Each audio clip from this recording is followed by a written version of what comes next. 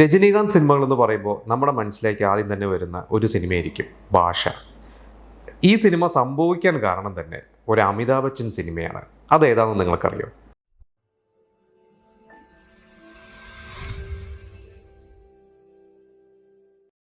അമിതാഭ് ബച്ചനും രജനീകാന്തും രണ്ടുപേരും ശരിക്കും ഇന്ത്യൻ സിനിമയിലെ തന്നെ ഒരു വലിയേട്ടന്മാരെന്ന് പറയാം. കാരണം രണ്ടുപേരും പ്രായത്തിൽ ചെറിയ വ്യത്യാസമുള്ളൂ. പക്ഷെ രണ്ടുപേരും ഏകദേശം 70കളിലാണ് സിനിമയിൽ വരുന്നത്. അമിതാഭ് ബച്ചൻ ആദ്യം സൂപ്പർ സ്റ്റാറായി, രജനീകാന്ത് 75 വന്നു. ഒരു 80 ആയപ്പോഴേക്കും രജനീകാന്ത് ഒരു ടോപ്പ് ഹീറോ ആയി മാറി. രജനീകാന്ത് ഹിന്ദി സിനിമയിലേക്ക് എത്തിയത് 83ലാണ്. ആ സിനിമയിൽ അമിതാഭ് ബച്ചൻ അഭിനയിച്ചിട്ടുണ്ട്. അന്ധാ കാനൂൻ എന്നായിരുന്നു ആ സിനിമയുടെ പേര്. ശരിക്കും അതിൽ അമിതാഭ് ബച്ചൻ ഒരു എക്സ്റ്റൻഡഡ് ക്യാമിയോ റോളാണ്. രജനീകാന്തിനെ ആ സിനിമയിലേക്ക് റെക്കമെൻഡ് ചെയ്തതും അമിതാഭ് ബച്ചനാണ്. ആദ്യം അവരുദ്ദേശിച്ചിരുന്ന മിഥുൻ ചക്രവർത്തിനെയായിരുന്നു. പിന്നീട് അമിതാഭ് ബച്ചനാണ് രജനീകാന്ത് ഇങ്ങനെ ബോളിവുഡിലേക്ക് ഒരു എൻട്രി നോക്കുന്നു എന്നറിഞ്ഞിട്ട് രജനീകാന്തിനെ റെഫർ ചെയ്തു. അങ്ങനെ രജനീകാന്ത് ഹേമമാലിനിലേക്ക് അഭിനയിച്ച അത് ശരിക്കും ഒരു വിജയകാന്തിൻ്റെ തന്നെ ഒരു തമിഴ് സിനിമയുടെ, നമ്മുടെ എസ് ചന്ദ്രശേഖർ സംവിധാനം ചെയ്ത ഒരു തമിഴ് സിനിമയുടെ റീമേക്ക് ആയിരുന്നു. അപ്പോൾ ഈ ഒരു സിനിമയോട് കൂടി രജനീകാന്തും അമിതാഭ് ബച്ചനും തമ്മിൽ ഒരു നല്ല ബോണ്ടിങ് ആയി. രണ്ടുപേരും വളരെ അടുത്ത സുഹൃത്തുക്കളായി. അതിനുശേഷം നമുക്കറിയാം രജനീകാന്ത് തമിഴ് സിനിമയിലെ തന്നെ ഏറ്റവും വലിയ, സൗത്ത് ഇന്ത്യയിലെ തന്നെ ഏറ്റവും വലിയൊരു ടോപ്പ് ഹീറോ ആയി മാറി. അങ്ങനെ ഒരു ടോപ്പ് ഹീറോ ആയി നിൽക്കുന്ന സമയത്ത് തന്നെയാണ് രജനീകാന്ത് 90ൻ്റെ തുടക്കം അമിതാഭ് ബച്ചൻ നായകനായ ഹം എന്ന് പറയുന്ന സിനിമയിൽ രജനീകാന്ത് ഒരു സെക്കൻഡ് ഹീറോ ആയിട്ട് അഭിനയിക്കുന്നത്. ആ സിനിമ മുകുലസ് ആനന്ദ് എന്ന് പറയുന്ന സൂപ്പർ ഹിറ്റ് ഡയറക്ടറുടെ സിനിമയാണ്. അമിതാഭ് ബച്ചനാണ് അതിൻ്റെ ഹീറോ. ഒരുവിധം എല്ലാവരും സിനിമ കണ്ടിട്ടുണ്ടാവും. ചുമ്മാ ചുമ്മാ എന്ന് പറയുന്ന ഒരു സോങ് ഒക്കെ ഉള്ളത് ആ സിനിമയിലാണ്. ആ സിനിമയിൽ അമിതാഭ് ബച്ചൻ്റെ ഒരു 2 അനിയന്മാരായിട്ട് അഭിനയിച്ചത്, ഒന്ന് രജനീകാന്തും മറ്റൊരു അനിയനായിട്ട് അതിലൊരു കോളേജ് സ്റ്റുഡൻ്റായിട്ട് അഭിനയിച്ചത് ഗോവിന്ദ അന്നത്തെ ഒരു വലിയൊരു അപ്കമ്മിങ് സ്റ്റാർ ആയിരുന്നു. പിന്നീട് നമുക്കറിയാം 90കളിലെ ഒരു വലിയൊരു സ്റ്റാർ തന്നെയായിരുന്നു. ഒരു കമേഴ്ഷ്യൽ സിനിമകളുടെ ഒരു വലിയൊരു ഒഴിച്ചുകൂടാൻ പറ്റാത്ത ഒരു നായകനായിരുന്നു. ഈ ഒരു സിനിമയിൽ ശരിക്കും അമിതാഭ് ബച്ചൻ ഒരു നാട് വിട്ട് പോയിട്ട് വേറൊരു സ്ഥലത്തെത്തി. ഈ ചെറിയ അനിയന്മാരെ വളർത്തിക്കൊണ്ടുവന്ന് ഒരാൾ പോലീസ് ഓഫീസർ ആവുന്നു. അങ്ങനെയൊക്കെയുള്ള ഒരു കുടുംബസ്ഥനായി ജീവിക്കുന്ന ഈ അനിയന്മാർക്ക് ഓർമ്മ വരുമ്പോൾ തന്നെ, അല്ലെങ്കിൽ ഓർമ്മ വയ്ക്കുന്ന ഒരു പ്രായപൂർത്തിയാകുമ്പോൾ കാണുന്നത് ഒരു പാവപ്പെട്ട ഒരു ചേട്ടനായിട്ടുള്ള ഒരു കഥാപാത്രത്തെയാണ്. ശരിക്ക് ഈ അമിതാഭ് ബച്ചൻ ഒരു ഫ്ലാഷ് ബാക്ക് ഉണ്ട്. അതൊന്നും ഈ അനിയന്മാർക്ക് അറിയില്ല, അവർ ചെറിയ കുട്ടികളായിരുന്നു. ഈ ഒരു സിനിമയിൽ ഒരു സീൻ ഉണ്ടായിരുന്നു. അതിൽ ഗോവിന്ദനെ ഒരു കോളേജിൽ അഡ്മിഷന് ചെല്ലുമ്പോൾ അഡ്മിഷൻ കിട്ടാതെ അമിതാഭ് ബച്ചനും ആ കോളേജിൻ്റെ പ്രിൻസിപ്പളൊക്കെ ആയിട്ടുള്ള ഒരു സീനായിരുന്നു. ഒരു ഹീറോയിസം നിറഞ്ഞ ഒരു സീനായിരുന്നു. ഈ സീൻ പക്ഷേ സംവിധായകൻ ആ സിനിമയിൽ നിന്ന് കട്ട് ചെയ്ത് കളഞ്ഞു. അപ്പോൾ എന്തോ സംവിധായകൻ ആ ഒരു സീൻ ആ സിനിമയ്ക്ക് ആപ്റ്റല്ല എന്ന് തോന്നിയതുകൊണ്ടായിരിക്കാം. പക്ഷേ രജനീകാന്തിൻ്റെ മനസ്സിൽ ഈ സീൻ കടന്നു. രജനീകാന്തിൻ്റെ അത് ഭയങ്കരമായിട്ട് ഇൻസ്പയർ ചെയ്തു സീൻ. രജനീകാന്ത് ഈ സമയത്ത് തന്നെ പാരലലി അണ്ണാമലൈ എന്ന് പറയുന്ന ഒരു സിനിമ, തമിഴ് നമുക്കറിയാം, അണ്ണാമലൈ രജനീകാന്തിൻ്റെ സൂപ്പർ സിനിമയാണ്. അണ്ണാമലയിൽ അഭിനയിച്ചുകൊണ്ടിരിക്കുകയാണ്. അപ്പോൾ അണ്ണാമലയുടെ സംവിധായകൻ സുരേഷ് കൃഷ്ണ, സുരേഷ് കൃഷ്ണ കോമ്പോയിൽ കുറേ ഹിറ്റ് സിനിമകൾ വന്നിട്ടുണ്ട്. സുരേഷ് കൃഷ്ണയുടെ അടുത്ത് രജനീകാന്ത് ഈ ഐഡിയ പറഞ്ഞു, ഞാനിപ്പോൾ അഭിനയിച്ചുകൊണ്ടിരിക്കുന്ന ബിഗ് ബിയുടെ കൂടെ അഭിനയിക്കുന്ന സിനിമയിലെ ഒരു സീനാണ് ഇത്. അവർ ഒഴിവാക്കി, പക്ഷേ ഇതിലൊരു കഥയുണ്ട്, ഈ കഥ വെച്ചിട്ട് ഒരു സിനിമ നമുക്ക് ചെയ്യണം എന്ന് പറഞ്ഞ് സുരേഷ് കൃഷ്ണൻ്റെ മനസ്സിലത് കിടന്നു.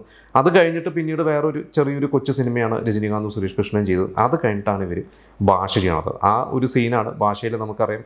ഓട്ടോ ഡ്രൈവറായ രജനീകാന്ത് അനീതിക്ക് ഒരു ജോലിയുടെ ഒരു കാര്യത്തിന് ഒരു സ്ഥലത്ത് ചെല്ലുന്നതും അവിടെ വെച്ചിട്ട് രജനീകാന്ത് ഞാൻ ആരാണ് എന്ന് അറിയോ എന്ന് ചോദിച്ചൊരു ഭാഷ എന്ന് പറയുന്ന ഒരു രംഗം ഈ അവിടെ ഇരിക്കുന്ന ആൾ എഴുന്നേൽക്കുന്നതും ഭയങ്കര പേടിയും ബഹുമാനമൊക്കെ നിറഞ്ഞ് രജനീകാന്തിനോട് പെരുമാറുന്ന ഒരു സീൻ. ഈ ഒരു സീനാണ് ശരിക്കും ആ ഹമ്മെന്ന് ഒഴിവാക്കിയത്.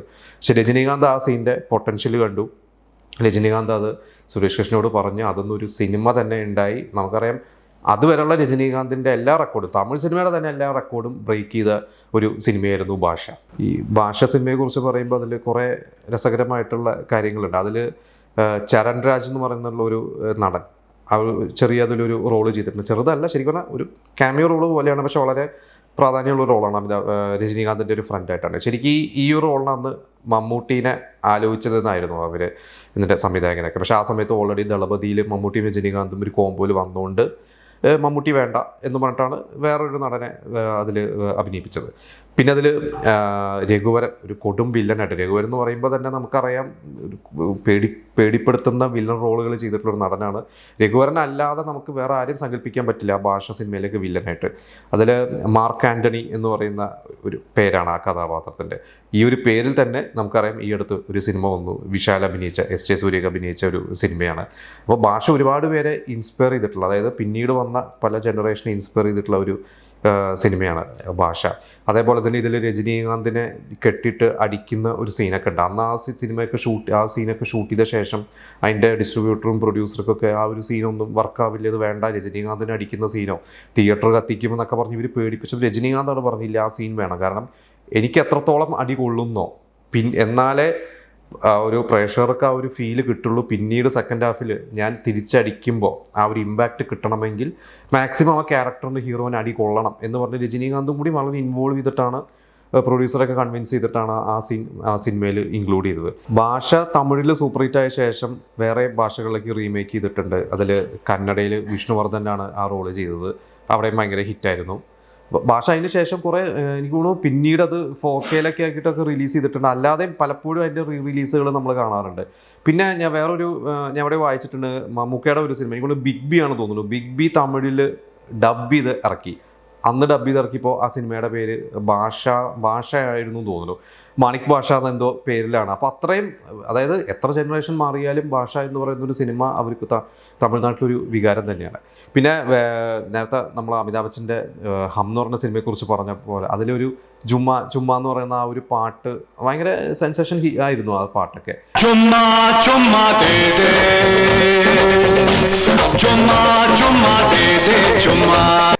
ലോകേഷ് ലിയോ ചെയ്യുമ്പോൾ ഈ ഒരു പാട്ടായിരുന്നു ലോകേഷിന് മനസ്സിലായത്. അതിൽ നാൻ റെഡിദാൻ എന്ന് പറയുന്ന ആ ഒരു വിജയുടെ സോങ് ചെയ്യുന്ന സമയത്ത് ലോകേഷിന് നമുക്ക് കാണുമ്പോൾ മനസ്സിലാവും ആ അമിതാഭ് ബച്ചൻ്റെ സിനിമയിലെ ഒരു പിക്ചറൈസേഷനും ഈ ഒരു സിനിമയുടെ പിക്ചറൈസേഷനും അതിൻ്റെ ഒരു മൂഡ്.